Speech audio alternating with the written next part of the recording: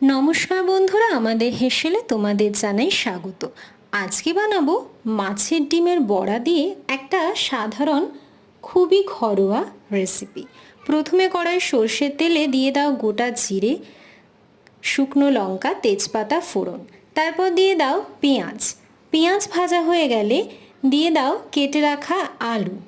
তার মধ্যে একে একে গুঁড়ো মশলাগুলো দিয়ে ভালোভাবে কষিয়ে নাও। এরপরে অ্যাড করো কেটে রাখা ঝিঙে। তারপর ভালোভাবে নাড়াচাড়া করে রান্নাটা যখন মজে আসবে সেই সময় দিয়ে দিতে হবে জল। জল ফুটে ওঠার পর একটু চিনি দিয়েছিল মা, তাতে স্বাদ বাড়ে। এরপর ওই ফুটন্ত ঝোলের মধ্যে ভেজে রাখা বড়াগুলো একে একে দিয়ে আর 4-5 মিনিট রান্না করে নিলেই তৈরি হয়ে যাবে একটা সুন্দর ঘরোয়া সুস্বাদু রান্না। কেমন লাগলো অবশ্যই জানিও। ভালো লাগলে সাবস্ক্রাইব করো আমাদের চ্যানেল আমাদের হেসেল।